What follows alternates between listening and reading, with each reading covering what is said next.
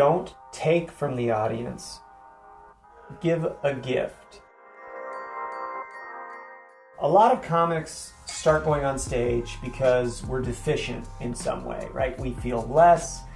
Humor is this miraculous gateway to get back some lost self-esteem other people have beaten out of us over the years, or that we've voluntarily relinquished because the responsibility of maintaining it was too much, right?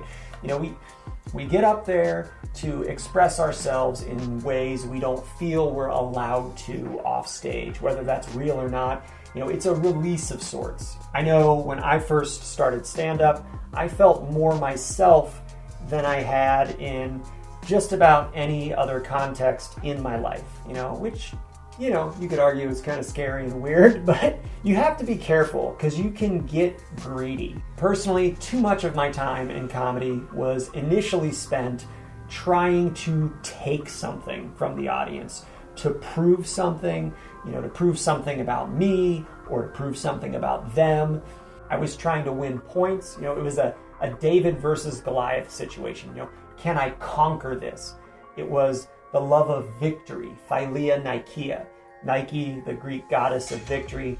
You know, the laughter was a prize. You know, my way of going, I knew it. I told you so. You didn't admit it, but now you did. I caught you. Gotcha. You know, I knew you were all hiding something from me, and now you admitted it with your laugh. I proved my point. There's a different way to do it, though. You know, instead of Philia Nikeia, there's Philia Sophia, philosophy, the love of wisdom. It's completely different to seek wisdom than it is to seek victory. Those are different goals. You know, wisdom requires humility. It requires recognition of our inadequacies. Most comics are trying to run away from their inadequacies, you know, to pump themselves up into something larger than life, you know, hence the stage and the microphone, you know.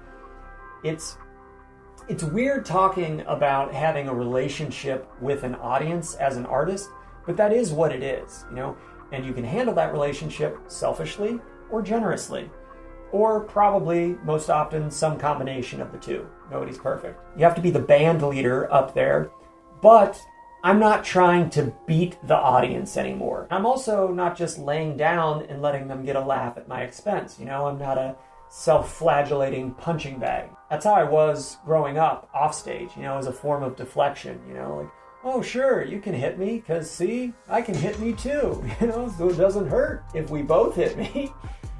Good idea. No, that's equally useless. You know, it doesn't help you. It doesn't help them. Neither of us ever grows up. We just keep behaving like emotionally stunted children. It's not a good way to go through life. You know, it is a struggle. You know, it's a back and forth. You know, you want to create mutual respect. It should be a struggle, you know, making stand-up, making the art. No one should just lay down for the other person. And I'm talking about, you know, comics and audiences. That's what I want to do with jokes. There's a good way to struggle and there's a bad way to struggle. You know, I want to struggle the good way. That's what I want to do with jokes.